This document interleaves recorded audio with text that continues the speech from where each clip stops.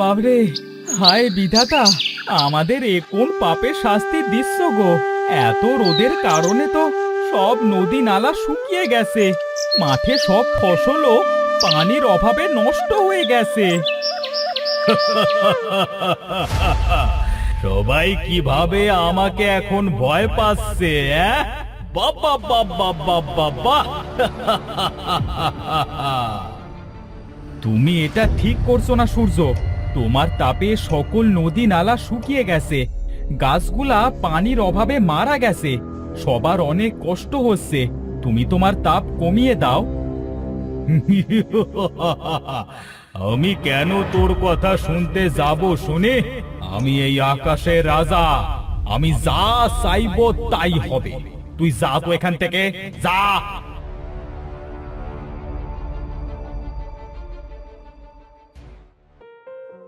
না দিদি, রোজ রোজ আর এইভাবে তো ওই গ্রামে পানি আনতে যাওয়া যায় না।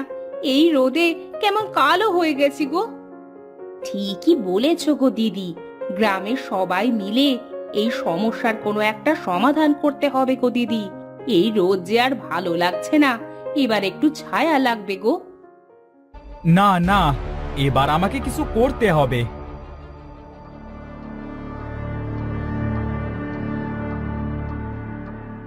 কি রে, তুই আবার কেন এসেছিস আমার কাছে শুনি?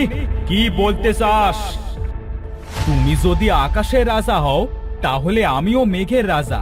তুমি দেখো এবার আমি কি করতে পারি। তাই নাকি? হ্যাঁ, দেখি তো তুই কি করতে পারিস।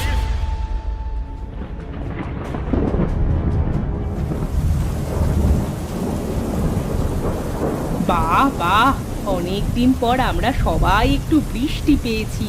আহ, কি শান্তি!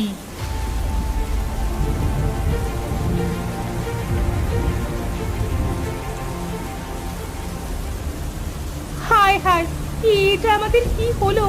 আমরা এবার কোথায় যাব? এই পানিতে তো এবার আমাদের সবাইকে মরতে হবে।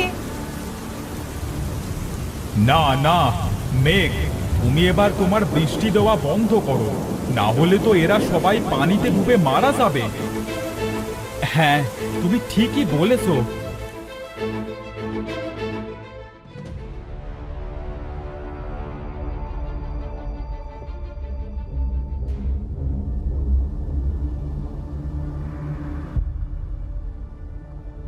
তোমরা এটা কি করছো? এভাবে সব গাছগুলা কেন কাটছো গো?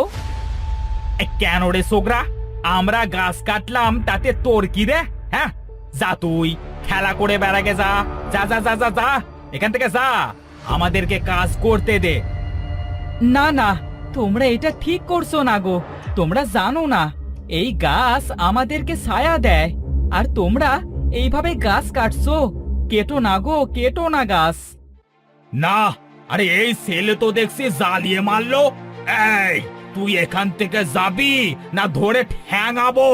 কিরে?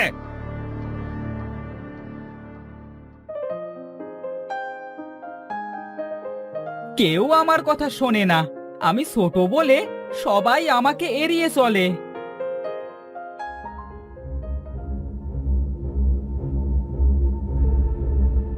তুমি কেঁদো না বাসা, দেখবে একদিন সবাই তোমার কথা শুনবে আর তোমার কথা স্মরণ করবে। কে তোমরা? আমরা মেঘ আর সূর্য। তোমরা তো ওই আকাশে থাকো, তাহলে এখানে কি করে এলে গো? আমরা তোমার জন্য এখানে এসেছি।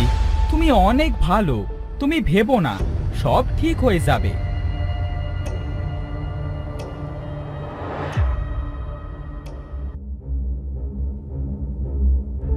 ওরে বাবা রে, মরে গেলাম রে।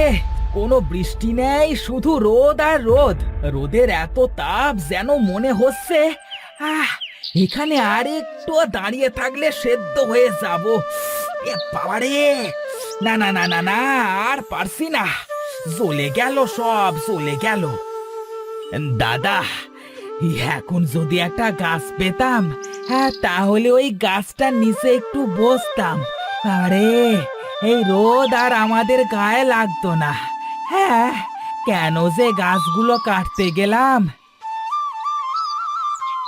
হ্যাঁ রে, তুই ঠিকই বলেছিস। হ্যাঁ, যাই, বাড়িতে যাই। এখানে আর থাকা যাবে না।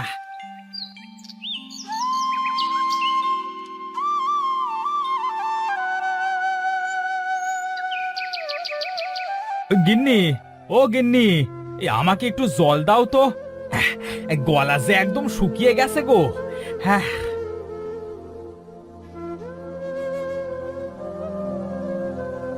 বলি জল কোথা থেকে পাবো শুনি? গ্রামে কোথাও কোনো জল নেই, এবার জল না খেয়ে মরতে হবে। কি বলছো গো গিন্নি? আবে চলো তো গিন্নি, গ্রামের সবাইকে ডেকে নিয়ে বিধাতার কাছে প্রার্থনা করি। হ্যাঁ, চলো চলো।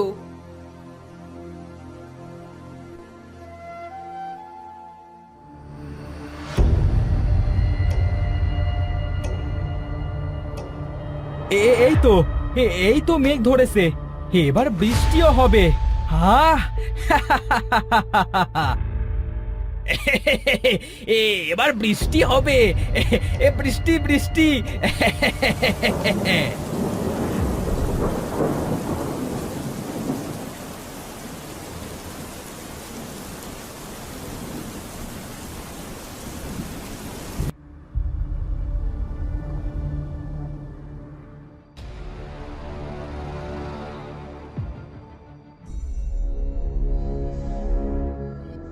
না না, আর পারা যায় না। এবার এদের একটা ব্যবস্থা করতেই হবে। ঠিক কথাই বলেছো মেঘ। এবার এরা দেখবে সূর্য আর মেঘের লড়াই।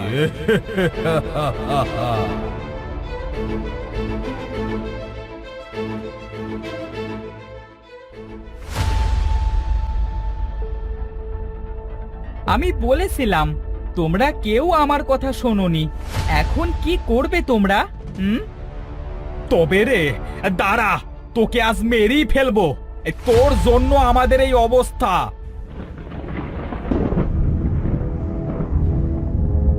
এই এই তোমরা সবাই ওর থেকে দূরে থাকো।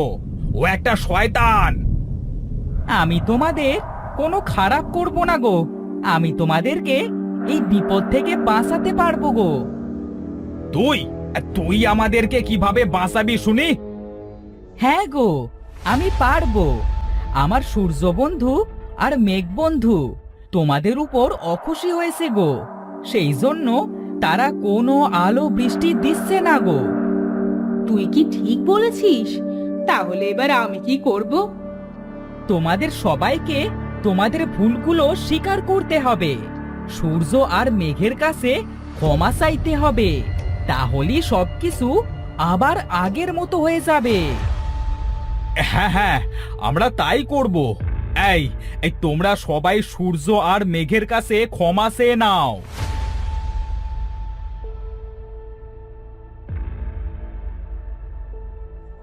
মেঘ বন্ধু, তুমি আমাকে মাফ করে দাও।